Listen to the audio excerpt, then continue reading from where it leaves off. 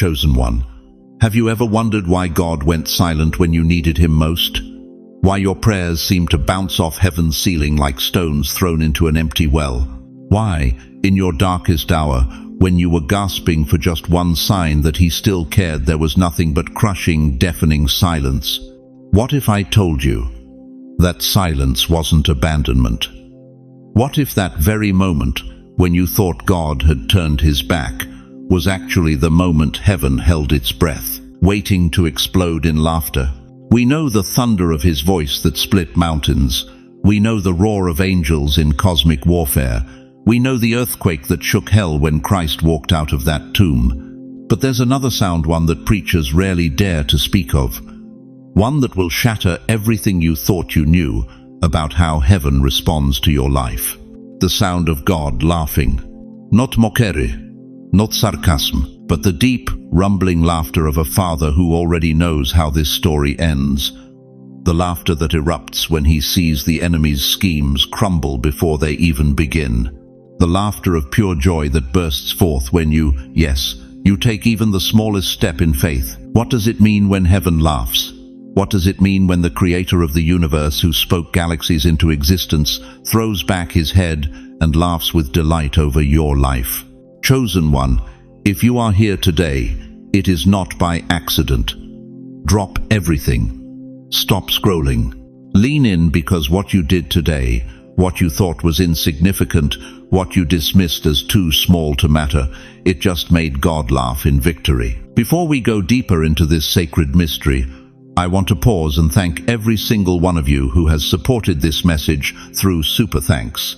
Your generosity means more than you know. You're not just donating. You're helping spread light to others who feel alone in their calling. Whether you give or not, I'm deeply grateful for your presence here. Your support, your time, your attention, it all matters. And if this message resonates with your soul, go ahead and plant that seed of faith. You whispered a prayer in your kitchen. You forgave someone who didn't deserve it. You chose hope when your body wanted to collapse into despair. These looked like dust particles on earth, but in heaven, heaven erupted. What does it mean when heaven laughs over you? Stay with me, because what I'm about to reveal will change everything you thought you knew about how powerful you really are. How many times have you looked in the mirror and whispered, "God, I'm not the person I used to be"? How many mornings have you woken up feeling like your best days are behind you, like your prayers don't carry the same weight they once did? How many nights have you laid your head on that pillow, wondering if heaven even notices you anymore? Listen to me, dear one. Listen carefully, because what I'm about to tell you will shatter the lie that your season is over. You see yourself as fading. God sees you as refined. You see weakness. He sees wisdom distilled through fire. You see the trembling in your hands when you pray, but heaven hears the authority in your voice that only comes from decades of walking with the Almighty.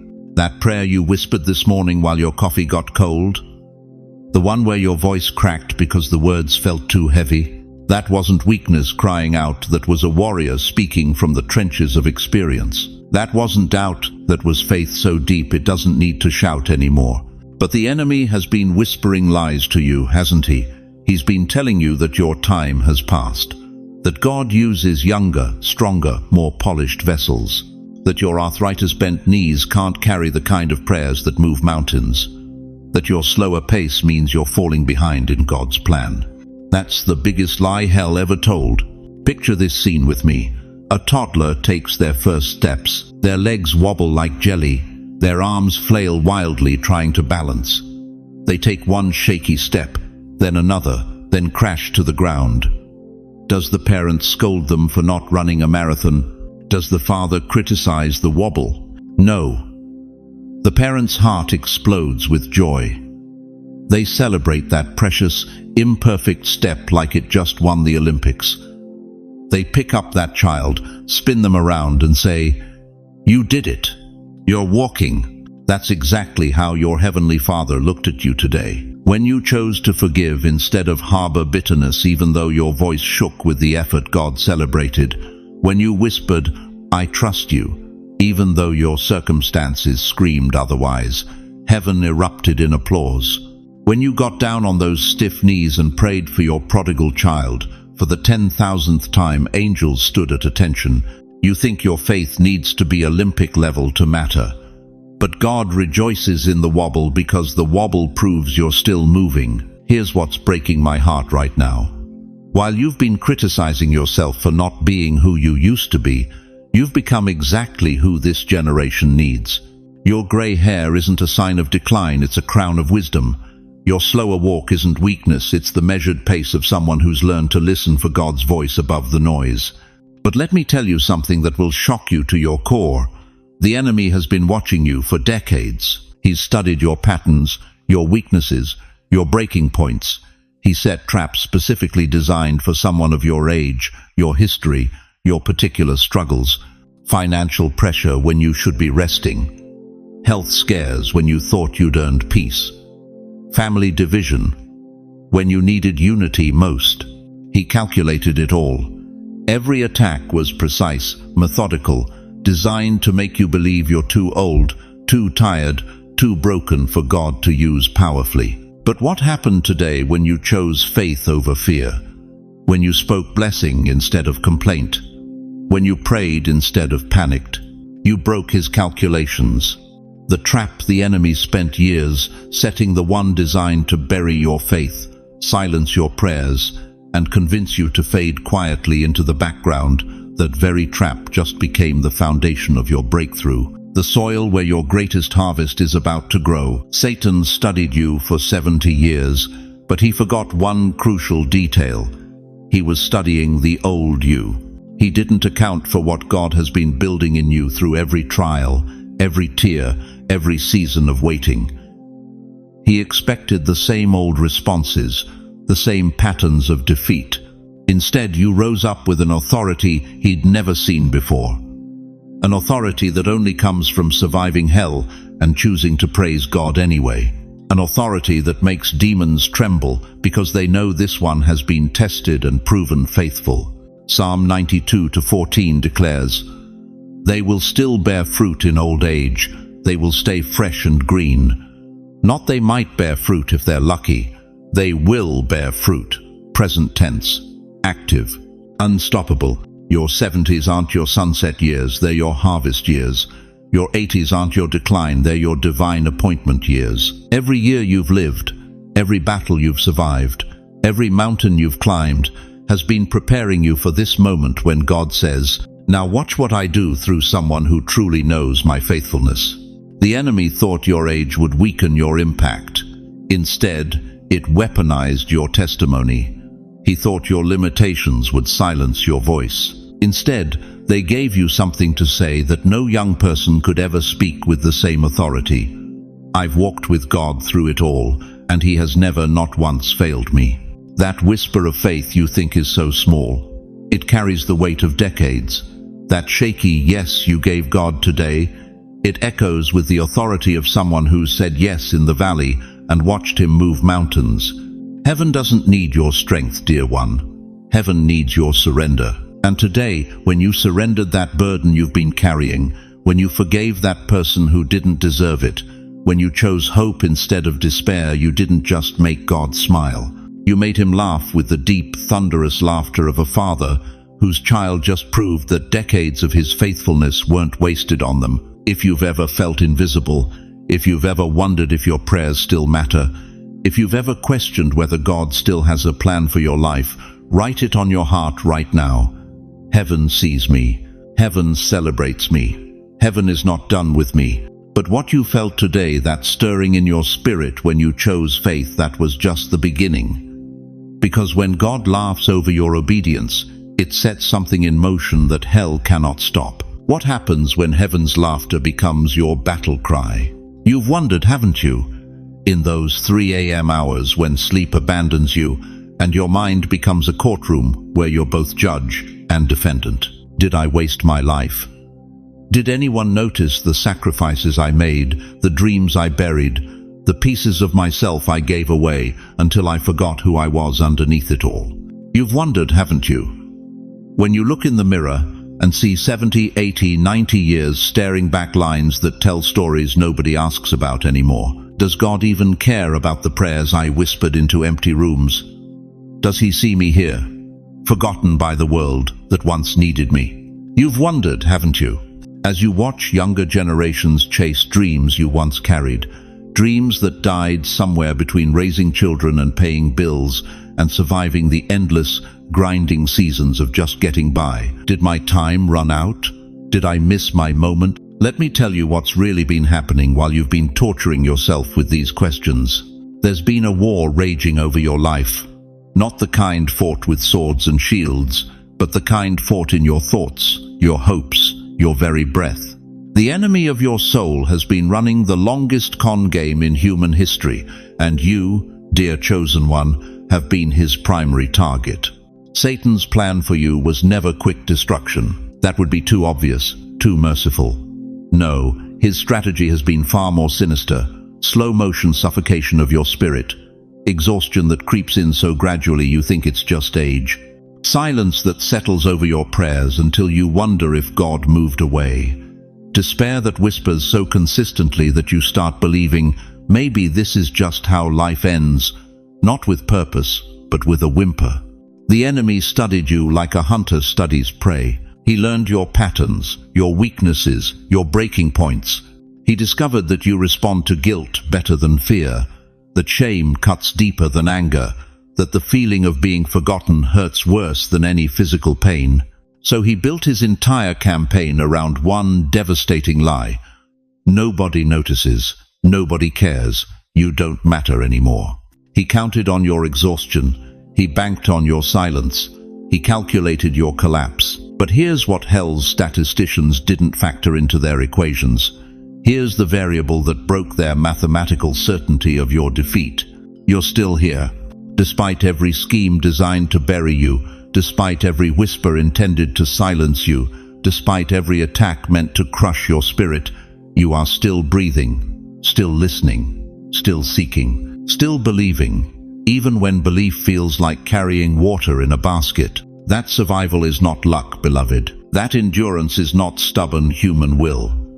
That persistence is the fingerprint of the Almighty on your life, and it terrifies the kingdom of darkness more than you could ever imagine. Every sunrise you woke up when you wanted to pull the covers over your head and disappear, that was a victory. Every prayer you whispered when your voice felt too weak to reach the ceiling, that was warfare. Every tear you shed in secret, believing nobody saw, that was liquid testimony that you still had hope worth crying about. Every morning you chose to get dressed instead of giving up. Every afternoon you called to check on someone else when your own heart was breaking. Every evening you said thank you to God for a day that felt like nothing but survival. Each moment was a stone thrown at hell's master plan, each breath a defiance of your predicted destruction. The enemy miscalculated something crucial about you. He thought if he could make you feel invisible, you'd become powerless. He thought if he could convince you that your time had passed, you'd stop fighting for your future. He thought if he buried you under enough regret, you'd stop believing in redemption. He was wrong about you. Dead wrong. Psalm 37:24 declares, "Though he may stumble, he will not fall, for the Lord upholds him with his hand." Every time you should have collapsed but didn't, that was God's hand. Every time you should have quit but couldn't, that was divine intervention. Every time hell threw its worst at you and you somehow kept standing, that was proof that you carry something unbreakable. But here's where it gets supernatural. Here's where your story shifts from survival to something that will make heaven itself pause in wonder. Because the very fact that you're still here, still listening to this message, still hungry for God, despite decades of disappointment, that persistence has triggered something in the spiritual realm that the enemy never saw coming. Your refusal to quit has become your warfare. Your determination to keep breathing has become your declaration. Your choice to seek God despite the silence has become your shout of victory, echoing through eternity. Hell calculated your collapse and lost. Again and again and again. But what you don't realize yet is that your survival was never the end goal. It was preparation. Because a chosen one who has been tested by fire, refined by pain, and proven unbreakable by time, that chosen one carries an authority that hell cannot touch and heaven cannot ignore. The question burning in the spiritual realm right now is not whether you'll make it. You already proved that. The question that has angels leaning forward and demons trembling is this: what happens when you finally discover that your greatest battles were not meant to defeat you, but to prepare you for the victory that's about to silence your enemies forever?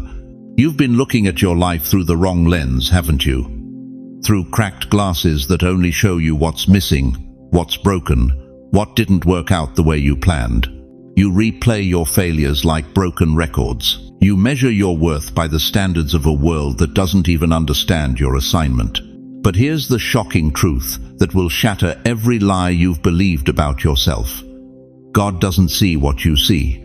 You see a stumble. God sees courage to get back up. You see a whispered prayer in your kitchen at 2 a.m., weak and desperate.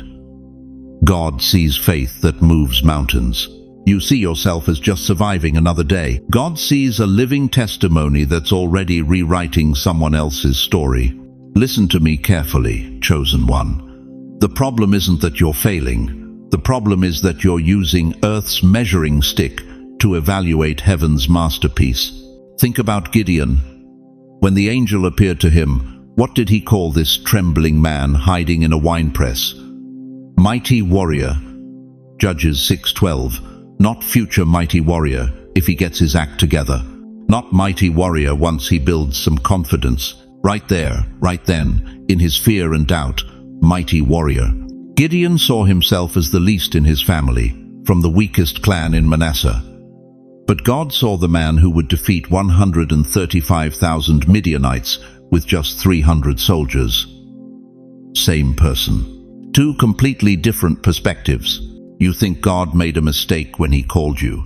You think he didn't see your age, your limitations, your past failures before he whispered your name. Here's what breaks my heart about American seniors today. You've been convinced that your season is over, that your best days are behind you, that you should step aside and let younger people handle God's business.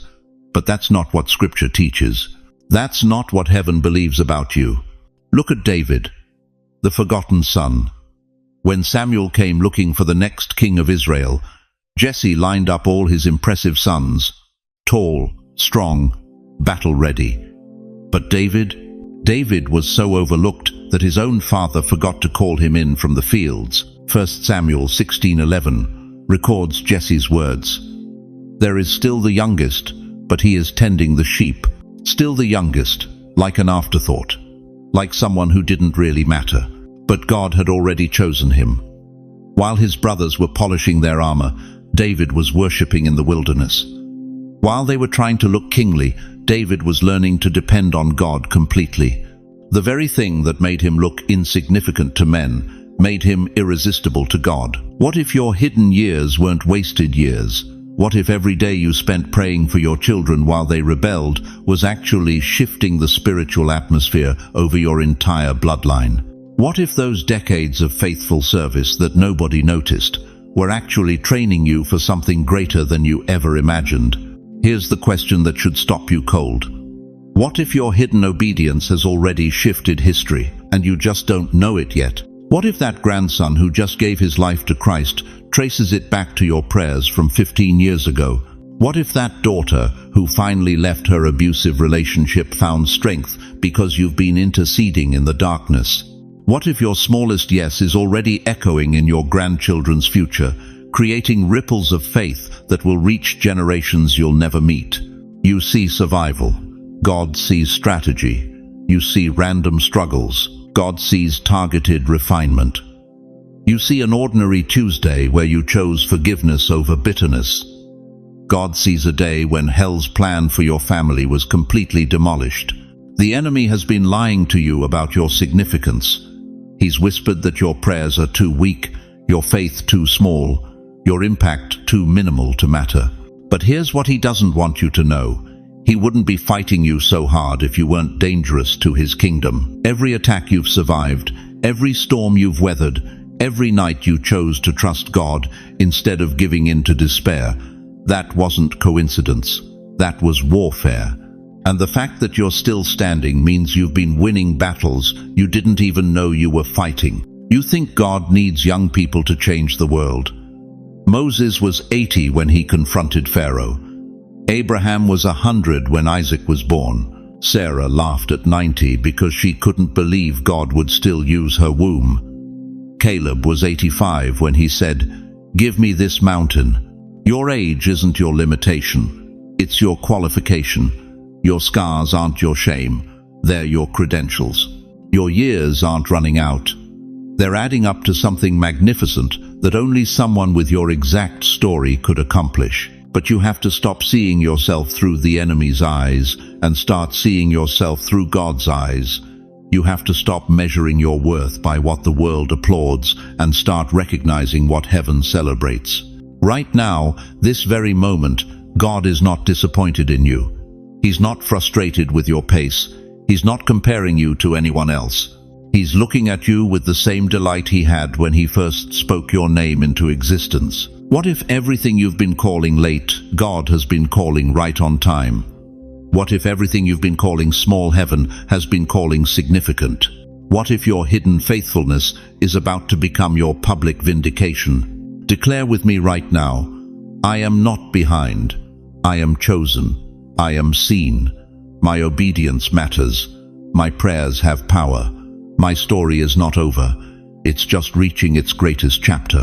But here's the question that will determine everything. If God sees you as mighty when you feel weak, if he calls you chosen when you feel forgotten, what is he preparing to release through you that requires this exact level of divine confidence? Listen to me, chosen one. Picture this scene unfolding in the cosmic realm right now. The enemy, that ancient deceiver, sits hunched over his chessboard of your life. His eyes gleam with arrogance as he surveys the pieces. Your health, your finances, your relationships, your dreams, all scattered, seemingly defeated. He leans back with that serpentine smile, whispering, "Checkmate." But here's what he doesn't see. Here's what makes heaven itself hold its breath in anticipation. You made one small move today, one seemingly insignificant choice that looked like nothing to the natural eye. Maybe you whispered a prayer when doubt screamed louder. Maybe you chose forgiveness when revenge felt justified. Maybe you spoke truth when silence seemed safer. That single move, that trembling act of faith, didn't just shift one piece on the board. It flipped the entire game. And that's when it happened. That's when the sound that rarely echoes through eternity burst forth like thunder rolling across infinite skies, the laughter of the Almighty.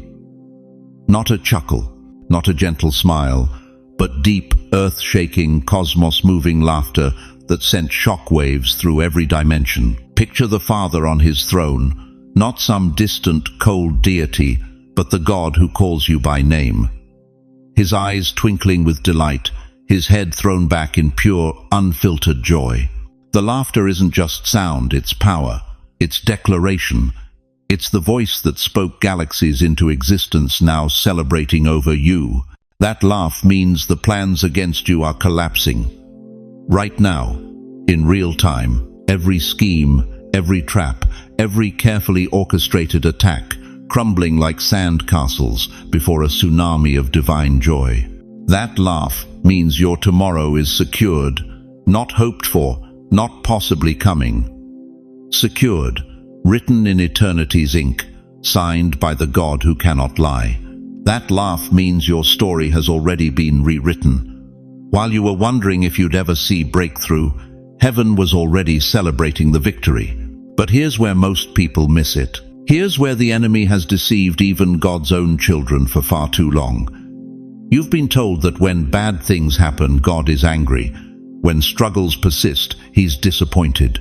When progress feels slow, he's growing impatient. Lies. All of it. Damnable lies from the pit of hell. Psalm 2-4 declares, "He who sits in the heavens laughs, the Lord scoffs at them." Who is he laughing at? Your enemies, your circumstances, every force that dared to stand against his beloved child. The Hebrew word here is sachak. It means to laugh in triumph, to mock the powerlessness of opposition. God is not laughing at you, precious one. He is laughing over you. There's a universe of difference between those two words. When someone laughs at you, it's mockery. When someone laughs over you, it's celebration, it's pride, it's joy so intense it cannot be contained. Think about Sarah in Genesis 21:6. She said, "God has made me laugh, and all who hear will laugh with me." This wasn't embarrassment. This wasn't confusion. This was the laughter of a woman who realized that what seemed impossible was not only possible, it was inevitable. At 90 years old, holding her promised son, she understood that heaven's timing is perfect timing. Just like you're about to understand that your season isn't ending, it's beginning. But I need to tell you something that will shake you to your core. While you've been beating yourself up for not being further along, while you've been apologizing to God for your weaknesses, while you've been comparing your behind the scenes to everyone else's highlight reel, heaven has been celebrating your every step forward. That struggle you've been ashamed of, it built character that will save lives. That failure you can't forgive yourself for, it created compassion that will heal hearts. That season of silence when you thought God had forgotten you, He was preparing you for a voice that will pierce darkness. Every single tear you've shed has been collected in heaven's bottles. Every prayer you thought went unanswered was actually being answered in ways too magnificent for your current understanding. Every moment you chose faith over fear, hope over despair, love over bitterness, heaven erupted in celebration. But here's the urgency pressing on my spirit right now. The enemy knows his time is short. He recognizes that sound of divine laughter, and it terrifies him. Because when God laughs, strongholds fall. When God laughs, chains break. When God laughs, the impossible becomes inevitable. Isaiah 55:11 promises us, "So shall my word be that goes out from my mouth. It shall not return to me empty, but it shall accomplish that which I purpose." Every word God has spoken over your life, every promise, every prophecy, every whisper of hope, it's all returning to Him fulfilled. And that fulfillment is what's making Him laugh with joy. Right now, in this very moment, can you hear it? Can you sense that sound echoing through the chambers of your spirit? That's not your imagination. That's not wishful thinking. That's the actual, literal laughter of your Heavenly Father celebrating the victory He sees coming in your life. The chess game is over. The enemy's strategies have been exposed. Your tomorrow is secured. Your breakthrough is inevitable. Your victory is guaranteed. If you can believe this, if you can let this truth penetrate the deepest places of your heart, then I need you to do something right now. Don't wait. Don't hesitate. Don't look around to see if anyone's watching. Raise your voice, even in your living room, even if you're alone, and declare with everything in you, "Victory is mine." Because when you align your voice with heaven's laughter, you're not just making a statement. You're making a decree that hell must honor and heaven will enforce. But what happens next will determine whether this laughter becomes a lifestyle or just a moment. But now, let me ask you something that might stop you cold. When was the last time you truly believed that your small act of obedience could change the course of history? When did you last look at your quiet prayer in that empty kitchen and see it for what it really is? A thunderclap in eternity. You see, dear one, we've been lied to. We've been conditioned to believe that only the loud matters, only the visible counts, only the spectacular moves heaven. But what if I told you that the most powerful forces in this universe are often the most invisible? Think about it. You can't see gravity, but it holds galaxies together. You can't see love, but it transforms hearts across continents. You can't see faith, but it moves mountains that have stood for millennia. Picture this with me. A single stone dropped into a perfectly still lake.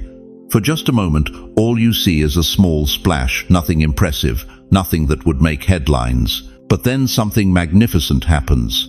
Ripples begin to spread, first 10 feet out, then 50, then 100 yards. Those ripples reach shores you never saw, touch banks you never imagined, disturb waters you didn't even know existed. That stone, That's your prayer this morning. That's your act of forgiveness yesterday. That's your choice to hope when everything looked hopeless.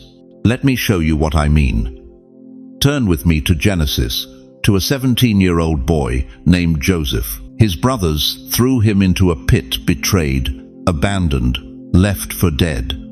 From any human perspective, it looked like the end of his story. One small, seemingly insignificant young man, tossed aside like garbage. But God saw the ripples that betrayal would create. That pit became the pathway to a palace. That rejection became the rescue of nations. Genesis 50-20 captures it perfectly. You intended to harm me, but God intended it for good to accomplish what is now being done, the saving of many lives. One boy's suffering, millions of lives saved. That's the mathematics of heaven, chosen one. That's how God multiplies the small into the spectacular. But you don't have to look back thousands of years. Right here in America, there's a grandmother in Detroit who spent 30 years praying for her drug-addicted son every morning at 5 a.m. 30 years of what looked like unanswered prayers. 30 years of neighbors who probably thought she was wasting her time. But those prayers created ripples. That son got clean. He became a counselor. He opened a recovery center. That recovery center has saved over 3,000 lives. And every single one of those lives carries ripples of their own children who won't grow up in addiction. Families restored. Hope reborn in communities that had given up. 30 years of kitchen prayers. 3,000 lives changed. And the ripples are still spreading. Here's what breaks my heart. You minimize what heaven magnifies. You dismiss what eternity celebrates. That quiet moment when you chose to forgive your ex-spouse instead of harboring bitterness. That ripple is still traveling. Your children are watching. Your grandchildren are learning. Generations you'll never meet are being shaped by a choice you made in private. That $20 you gave to the homeless veteran last Tuesday, even though your own budget was tight, that man used it for a bus ticket home. He reconciled with his daughter. She brought her kids to meet their grandfather for the first time. Those children now have a story of redemption instead of abandonment. $20. One bus ticket. An entire family line redirected. Your kitchen prayers don't echo in emptiness, they thunder in eternity. Your quiet forgiveness doesn't disappear into silence, it creates symphonies of healing that play across generations. Your hidden tears of intercession don't fall unnoticed. They water seeds in soil you've never seen. This is why the enemy works so hard to convince you that your small acts don't matter. Because if you ever truly grasped the cosmic impact of your faithful obedience, if you ever fully understood that your seemingly insignificant choices are rewriting the storylines of people you've never met, you would never doubt your purpose again. But here's the question that should shake you awake. If your smallest acts create the greatest ripples, what happens when you stop hiding your light? What happens when you stop apologizing for taking up space and start stepping boldly into the calling God placed on your life before you drew your first breath? Listen to me, beloved. For too long you've been carrying lies that don't belong to you. For too long you've been believing whispers from hell that say your best days are behind you. For too long you've been measuring your worth by a world that discards what it doesn't understand. Stop doubting the timing. Stop doubting your worth. Stop doubting your strength. Because heaven already laughed over your life today, and when heaven laughs, the verdict is already in. You think you're running out of time? Moses was 80 years old when God called him to deliver 2 million people from bondage. 80. When the world would have put him in a retirement home, God put a rod in his hand and said, "Now we begin the real work." You think your body is too tired. Abraham was 100 years old when Isaac was born. 100. His body was as good as dead. Sarah's womb was barren. But God said, "Watch me work through what the world calls impossible." You think you've been forgotten in your golden years. Anna the prophetess was 84 years old when she recognized the Messiah in the temple. She'd been waiting, praying, believing for decades while others gave up. But her faithfulness in old age positioned her to be the first to proclaim salvation to Jerusalem. Your age is not your limitation, it's your qualification. Your years are not your weakness, they're your weapon. Your experience is not your burden, it's your authority. You are not surviving, you are advancing. Every breath you take declares that hell's plan against you has failed. You are not forgotten, you are celebrated. Right now, in this very moment, heaven is throwing a party over your faithfulness. You are not finished, you are rising. The same power that raised Christ from the dead is coursing through your mortal body right now. Do you hear that? That's not just your heartbeat. That's the rhythm of destiny refusing to quit. That's the sound of purpose that outlives every attack, every betrayal, every moment when you wanted to give up, but didn't. The enemy thought if he just waited long enough, you'd fade away. He thought if he made the battles hard enough, you'd surrender. He thought if he stole enough from you, you'd stop believing God was good. But he made one fatal mistake. He underestimated who you belong to. You belong to the God who laughs at the plots of the wicked. Psalm 2-4 declares, "He who sits in the heavens laughs. The Lord holds them in derision." Every scheme against you becomes a source of divine amusement, because God sees the end from the beginning. When Goliath mocked the armies of Israel, he didn't know that a shepherd boy with 5 smooth stones was about to rewrite history. When Pharaoh refused to let God's people go, he didn't know that 10 plagues were already lined up. When Satan thought he'd won at Calvary, he didn't know that Sunday was coming. And when the enemy looks at your life right now, he doesn't know that your breakthrough is already written. Your victory is already sealed. Your promotion is already signed in heaven's courts. This is why you can't give up now. This is why you can't settle into the rocking chair of retirement from purpose. This is why you can't let the world convince you that your season of influence is over, because the very God who created you is the same God who sustains you, and He's not done with you yet. Every gray hair on your head is a crown of glory. Every line on your face is a map of battles won. Every scar you carry is evidence that you survived what was meant to destroy you. You are not deteriorating, you are being refined. You are not declining, you are being prepared for your greatest assignment. The young have energy, but you have authority. They have passion, but you have wisdom tested by fire. They have dreams, but you have faith that's been proven in the valley of the shadow of death. Right now, as I speak these words, something is shifting in the spiritual realm over your life. Angels are taking new positions. Demonic assignments are being reassigned. Your name is being spoken in heavenly councils, not because you're perfect, but because you're positioned, chosen one. Do you feel it? That stirring in your chest, that sense that something monumental is about to break loose in your life? That's not wishful thinking. That's prophetic confirmation. That's heaven's way of saying, your waiting season is over and your reigning season has begun. The King is laughing not at you, but over you. Not in mockery, but in triumph. And if the King of Kings, the Lord of Lords, the Alpha and Omega is laughing over your life, then one thing is absolutely certain: it ends in your victory. Listen to me carefully, chosen one. When God laughed over your life today, it wasn't a single moment that came and went like a whisper in the wind. That sound, that deep, holy laughter of the Almighty, it's still reverberating through the corridors of eternity. Right now, this very second, as you sit there wondering if your small acts of faith even mattered, you need to understand something that will shake you to your core. In Psalm 2-4, Scripture tells us, "He who sits in the heavens laughs." But here's what they don't teach you in Sunday school. When God laughs, it doesn't just echo once and fade away. That laughter creates spiritual seismic waves that ripple forward and backward through time itself. Think about this. Have you ever stood near a massive church bell when it's struck? That sound doesn't just ring and stop. It vibrates through the air, through the ground, through your bones. You feel it in your chest cavity 30 seconds after the initial strike.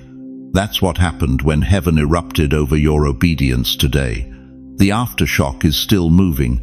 Every echo of that divine laughter is shaking chains off your ankles that you didn't even know were there. Every reverberation is rattling doors that have been locked against you for decades. Every ripple is declaring that your tomorrow has already been won in the courts of heaven. But here's where it gets personal, dear one. Here's where this cuts deeper than any sermon you've ever heard. You've been living like that laughter was temporary. You've been walking around believing that God's joy over you was a one-time event, like opening a birthday present that gets tossed aside once the wrapping paper is gone. That's a lie from the pit of hell. When earthquakes strike, what terrifies geologists most isn't the initial quake, it's the aftershocks. Because aftershocks can topple buildings that survived the first hit. They can shift foundations that seemed solid. They can move mountains that appeared immovable. Heaven's laughter over your life today is causing aftershocks in the spirit realm right now. Every demon assigned to your destruction is feeling the tremors. Every principality that whispered they'll never change is watching their strategies crumble. Every force of darkness that counted you out is discovering that God's laughter doesn't just celebrate victory, it enforces it. Do you feel it? That strange stirring in your chest, that unexplainable sense that something is shifting around you, even though your circumstances haven't changed yet. That's not your imagination. That's the aftershock of heaven's celebration over your faithfulness hitting your atmosphere. In Job 8:21, God promises he will yet fill your mouth with laughter and your lips with shouts of joy. But notice the word yet. It's future tense. It's coming. The laughter that started in heaven over your obedience today is about to transfer into your own mouth. You're about to laugh with the same joy that made God rejoice. But here's what breaks my heart. Some of you are sitting there thinking, this sounds too good to be true. My life has been hard for too long. I've been disappointed too many times. I can't afford to hope again. Stop right there. That voice isn't wisdom. That's trauma talking. That's years of small thinking trying to protect you from big believing. But God's laughter isn't subject to your past experiences. It isn't limited by your track record.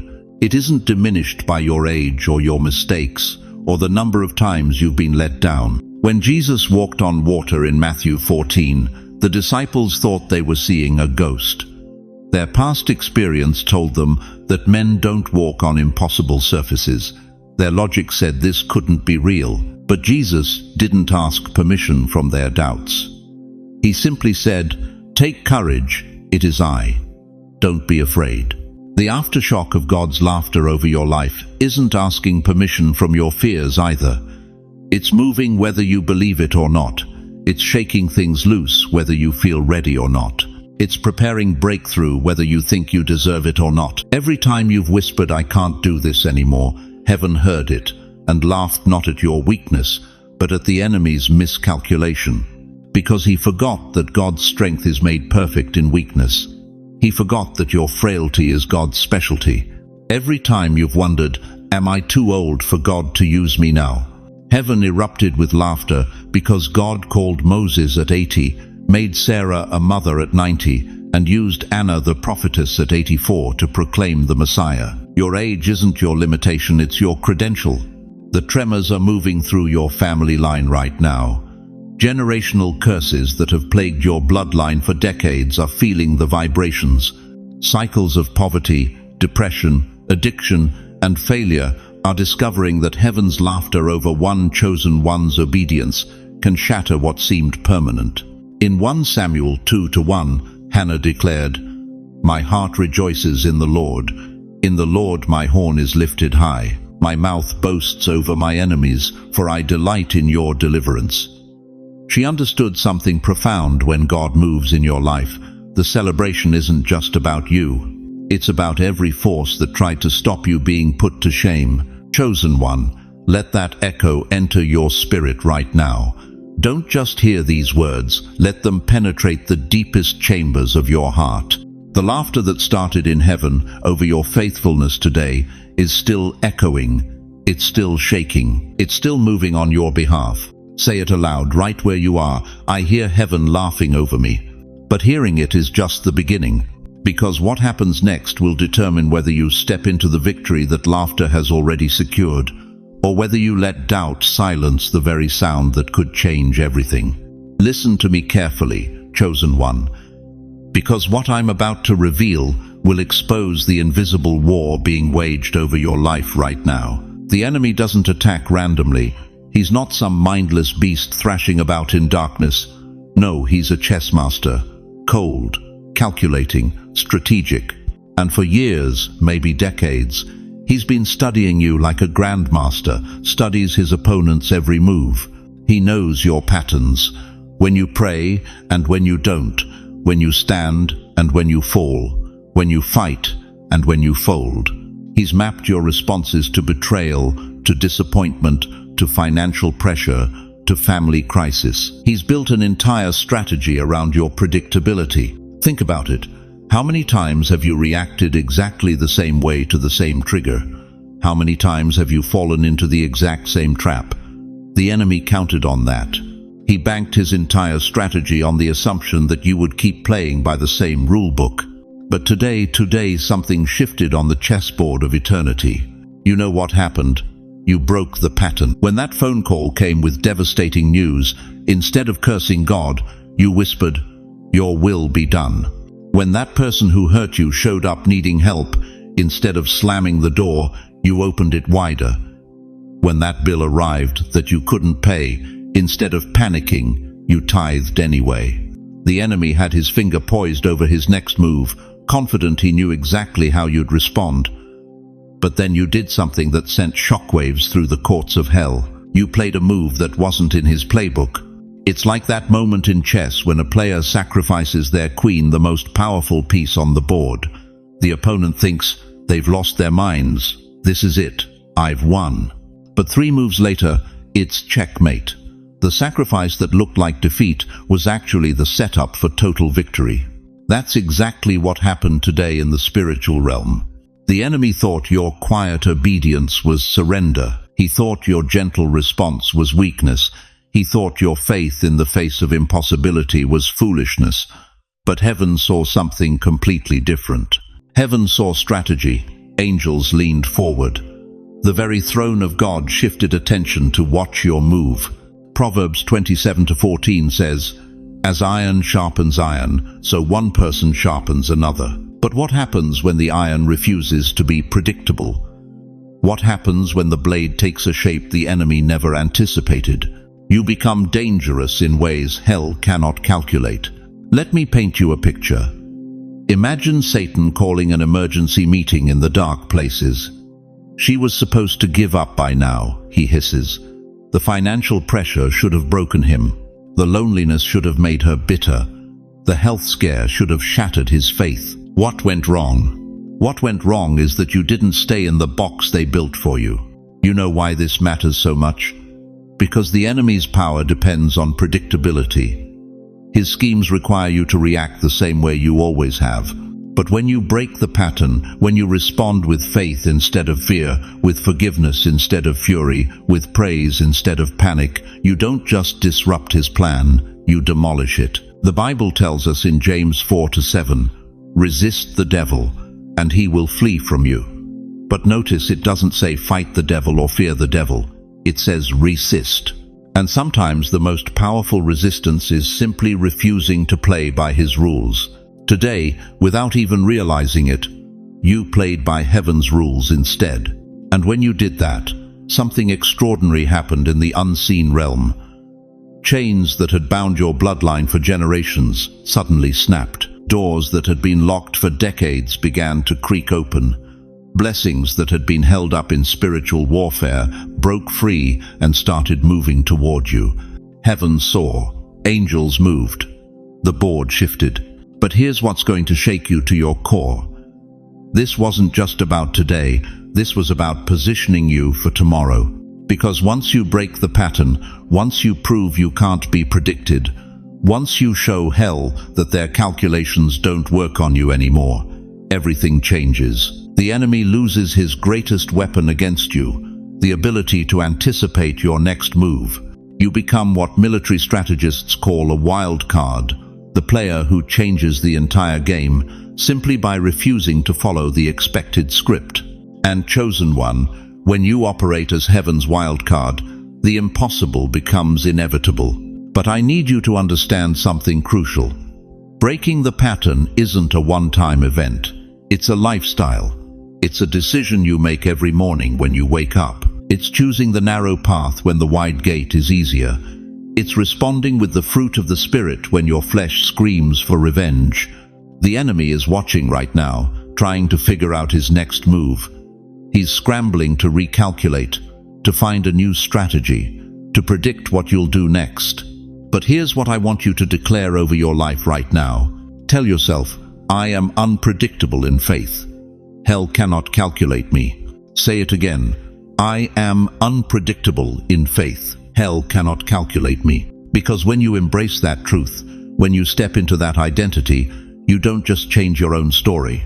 You become the move that heaven has been waiting to make in this cosmic chess match between light and darkness. But the question that will determine everything is this. Now that you've broken one pattern, are you ready to shatter them all? Dear one, let me tell you about the greatest deception the enemy has ever sold to God's people. He convinced you that your whispers don't matter, that your quiet prayers vanish into thin air, that unless your faith is loud, dramatic, and witnessed by crowds, it carries no weight in heaven. But what if I told you that's the biggest lie ever spoken? What you whispered. Heaven shouted. Right now, somewhere in America, there's a 7-8-year-old grandmother sitting at her kitchen table at 5:30 the morning. Her arthritic hands are wrapped around a cold cup of coffee, and she's whispering a prayer for her grandson who's been on drugs for 3 years. Nobody hears her. Her own family thinks she's wasting her time. But in that moment, in that sacred whisper, the throne room of heaven erupts in divine response. What you whispered, heaven shouted. The whispered prayer in your kitchen while everyone else slept, that prayer didn't disappear. It crashed through the gates of glory like thunder. The whispered forgiveness you offered to someone who betrayed you. Forgiveness no one applauded. Forgiveness that cost you everything. That whisper became a roar that shook principalities and powers. Listen to me carefully. The book of Revelation tells us that when we pray, our prayers rise before God like incense in golden bowls. Revelation 8:4 says, "The smoke of the incense, together with the prayers of God's holy people, went up before God from the angel's hand." Your whispers aren't lost, beloved. They're collected, they're treasured, they're more precious to God than the loudest sermon ever preached. But here's where it gets personal. How many times have you whispered, God, are you even listening, in your bedroom at 2 a.m.? How many times have you quietly said, I forgive you, to someone who destroyed your trust? How many times have you whispered, yes, Lord, while your body trembled with fear? The world calls that weakness. Heaven calls that warfare. What you whispered. Heaven shouted. Think about Elijah. After the great victory on Mount Carmel, after fire fell from heaven, after 450 prophets of Baal were defeated, Elijah found himself broken and afraid, hiding in a cave. And do you remember how God spoke to him? Not in the earthquake, not in the fire, not in the mighty wind. 1 Kings 19:12 says God came in a still small voice, a whisper. God whispers to those who whisper back to him. But here's the mystery that will revolutionize your prayer life. Every whisper you thought vanished became thunder in heaven's halls. Every quiet, "Help me, Lord," rattled the gates of hell. Every soft, "I trust you," sent demons fleeing in terror. You've been measuring your spiritual impact by earthly standards. You think because your prayer wasn't eloquent, it didn't count. You think because your worship wasn't perfect, it didn't reach heaven. You think because your faith sometimes trembles, it has no power. Wrong. Dead wrong. David understood this when he wrote in Psalm 34:18, "The Lord is close to the brokenhearted and saves those who are crushed in spirit." God doesn't distance himself from broken whispers, he draws closer to them. The whispered yes you gave God while fighting cancer, that yes moved heaven and earth. The whispered, "I still believe," when your spouse died, that declaration of faith caused angels to stand at attention. The whispered, "Thank you," in the middle of financial ruin, that gratitude made God smile with delight. What you whispered. Heaven shouted. But I need you to understand something that will change everything. The enemy has been working overtime to convince you that your whispers are worthless because he knows something you're just beginning to discover. He knows that whispered prayers carry more authority than shouted performances. He knows that quiet faith moves more mountains than loud presumption. Satan fears your whispers more than your shouts, because whispers come from the deepest places of the heart. Right now, as I'm speaking these words, there are prayers you whispered 20 years ago that are still thundering through heaven. There are quiet acts of love you performed in secret that are still rippling through eternity. There are whispered words of encouragement you spoke to your grandchildren that will echo through generations. The whispered forgiveness no one applauded. It broke generational curses. The whispered prayer in your kitchen. It changed the spiritual atmosphere over your family. The whispered yes while your body trembled with fear. It activated angelic intervention you can't even see. Every whisper you thought vanished became thunder in heaven's halls. Jesus himself understood the power of whispers. In Matthew 6:6 he said, "When you pray, go into your room, close the door, and pray to your Father, who is unseen. Then your Father, who sees what is done in secret, will reward you." Secret prayers, whispered worship, hidden acts of faith. These aren't the consolation prizes for people who can't make it to the main stage.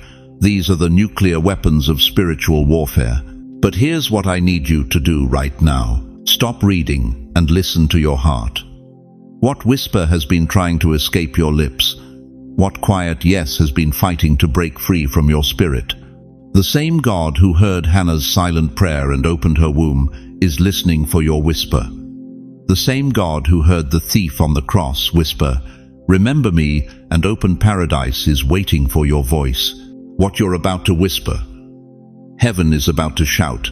So whisper right now. Don't think about it. Don't analyze it.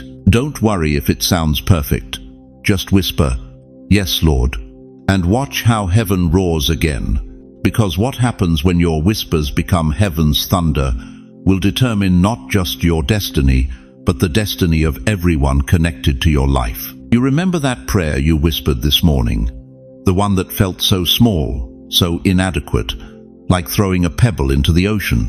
Dear chosen one, I need you to understand something that will revolutionize how you see every single moment of your obedience.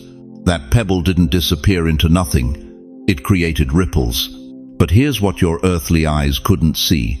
Those ripples are no longer ripples. Your splash has become a tide. Your tide has become a current. And your current is now a wave so massive it's about to swallow everything that tried to drown you. Think about Moses standing at the edge of the Red Sea. 2 million Israelites behind him, Pharaoh's army thundering closer, the impossible stretching endlessly before them. Moses didn't part those waters with some spectacular gesture. He simply lifted his staff, one man, one simple act of obedience. But what happened next? The waters didn't just move, they roared. They rose up like walls 50 feet high, creating a highway where there had been nothing but death. Exodus 14:21 tells us the Lord drove the sea back with a strong east wind. But it started with Moses' step forward. One step, one act of faith, and the impossible became inevitable. You've been that person, haven't you? Standing at your own Red Sea for decades, the medical bills towering like Pharaoh's chariots, the loneliness pressing in from all sides, the fear that your best years are behind you, that your influence has dried up, that God has moved on to younger, more useful vessels. But what if I told you that every time you chose to forgive instead of holding grudges, you were lifting your staff? Every time you prayed for your children instead of lecturing them, you were parting seas. Every time you chose hope when your body screamed despair, you were creating highways in the wilderness. You think your sacrifices went unnoticed. You raised children who barely call. You worked jobs that never appreciated you. You tithed when you couldn't afford groceries. You served in churches that forgot your name. You prayed through nights so dark you wondered if morning would ever come. But here's the shocking truth. The enemy never wanted you to discover every single one of those hidden sacrifices has been building momentum in the spiritual realm. Like water gathering behind a dam, building pressure, building power, building toward the moment when everything breaks loose. Your grandchildren who seem lost, your faithfulness is creating a current that will sweep them back to shore. Your adult children who've walked away from faith, your decades of prayer are becoming a tsunami of conviction that will crash over their rebellion. Your community that seems hopeless, your hidden intercession is stirring waters that will flood the dry places with revival. The American pioneers didn't see cities when they crossed the plains, they saw wilderness, but their wagons wore ruts in the earth that became trails. Their trails became roads, their roads became highways. Today, millions travel paths that began with a few footsteps in the dust. That's you, chosen one. Every prayer you prayed over your sleeping babies 60 years ago carved channels of blessing. Every dollar you sacrificed for kingdom purposes dug riverbeds of provision. Every tear you cried in secret watered seeds that are about to explode into harvest. You've been living beneath your impact level because you measure ripples with earthly rulers. But heaven measures waves with eternal mathematics. What started as your small yes in 1965 is crashing into 2024 as a tidal wave of generational breakthrough. Look at your hands right now. Those aren't just wrinkled fingers, those are instruments that have been shaping eternity. Every diaper you changed, every meal you cooked, every late-night vigil you kept, every sacrifice nobody saw, it's all been accumulating spiritual momentum. But here's where it gets urgent.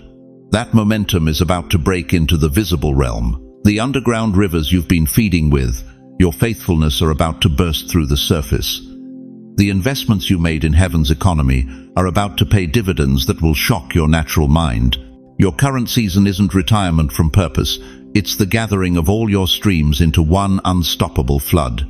God has been collecting every drop of your obedience, every tear of your intercession, every sacrifice of your love, and He's about to release it all at once. This is why the enemy has been attacking your confidence, whispering that your time is over. He sees the wave building. He knows that when this breaks, his strongholds in your family line, your community, your generation are going to be obliterated. The Red Sea didn't part gradually. It happened suddenly, dramatically, completely. One moment, impossible barrier. The next moment, highway of deliverance. That's what's coming for you, dear one. Not slow progress, sudden breakthrough. Not gradual improvement, complete transformation. Say this with me right now. My ripples are becoming waves. My waves are changing history. Don't whisper it, declare it. Because the sound of your voice agreeing with heaven's purposes adds more momentum to the flood that's coming. Your agreement gives God legal authority to release what He's been building. You are not a drop in the ocean, chosen one. You are the ocean condensed into a drop. And when that drop returns to its source, when your life fully aligns with God's purposes, the impact will be seismic. But the question that will determine whether you ride this wave or get swept away by it is this: are you ready to stop seeing yourself as small and start recognizing the tsunami God has made of your life? Chosen one, as we come to the end of this sacred encounter, I need you to carry 3 eternal truths with you, like precious stones in your heart. First, remember this: what you did today that seemed so small, so ordinary, so unnoticed by human eyes, made the Creator of the universe laugh with pure joy. That whispered prayer, that act of forgiveness, that choice to hope, when hope felt impossible, it sent shockwaves through eternity. Your obedience has more power than you've ever dared to believe. Second, your ripples are becoming waves. Every hidden sacrifice you've made over the decades, every tear you've cried in secret, every moment you chose faith over fear, it's all been building momentum in the spiritual realm. What started as drops of faithfulness are now becoming tsunamis of breakthrough. Your greatest impact isn't behind you, it's breaking into your reality right now. Third, the sound of heaven's laughter over your life isn't just celebration, it's declaration. It's God announcing that the victory is already written, the outcome already secured, the enemy's plans already defeated by your simple, faithful obedience. But beloved, you are never walking this journey alone. Even when the path feels isolating, even when your struggles seem invisible to those around you, the God who laughs over your faithfulness is still working, still moving mountains you can't see, still opening doors you haven't found yet, still orchestrating blessings beyond your imagination. And beyond God's presence, you have a community right here, thousands of chosen ones just like you, carrying the same weight, fighting the same battles, celebrating the same victories. We see you, we understand your journey. We are ready to stand with you in prayer, to lift you up when you're weary, to remind you of your worth when the world tells you otherwise. Let me ask you this final question, and let it settle deep in your spirit. If the King of Kings is laughing with delight over your life right now, if your simple acts of obedience are creating waves that will impact generations, how will you walk differently tomorrow morning? Before I release you into that destiny, join me in prayer. Wherever you are, sitting in your living room, lying in your bed, driving in your car, place your hand on your heart and let me speak over your life. Almighty God, Father of all creation, the one who holds every star in place and knows every hair on their heads, I come before you now, carrying every precious soul who has heard this message. Lord, they've walked through valleys that would have broken lesser hearts. They've endured storms that should have silenced their song. Yet here they are, still breathing, still believing, still choosing you. Father, I pray that you would place your mighty hand on their shoulders right now. Let them feel your presence like a warm embrace, reminding them that they are loved beyond measure, chosen beyond understanding, and valued beyond their deepest fears. Where they feel forgotten, remind them they're engraved on your palms. Where they feel weak, let your strength flow through their bones. Where they feel invisible, let them see themselves through your eyes.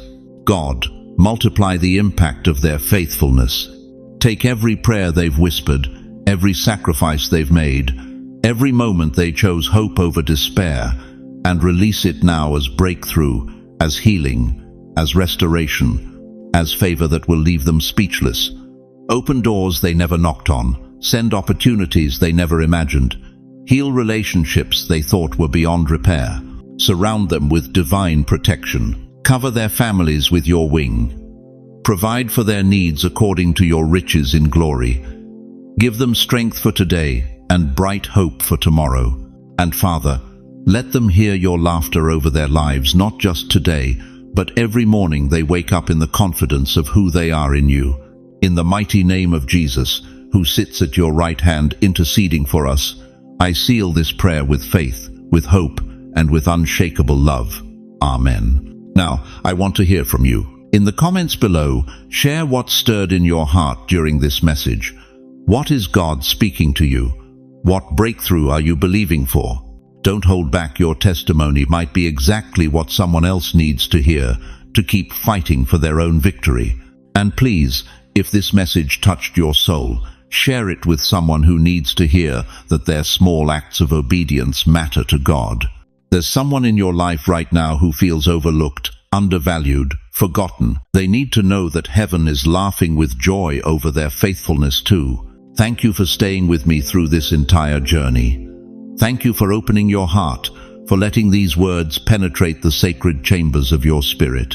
If you haven't already, please subscribe to this channel and hit that notification bell, because your breakthrough story is just beginning, and I want to be here to celebrate each victory with you. Until we meet again, walk in the confidence that you are chosen, you are loved, and heaven itself is laughing with delight over your life. Go in peace, go in power, go in the unshakable knowledge that your obedience today shook eternity itself. God bless you, dear one. The victory is already yours.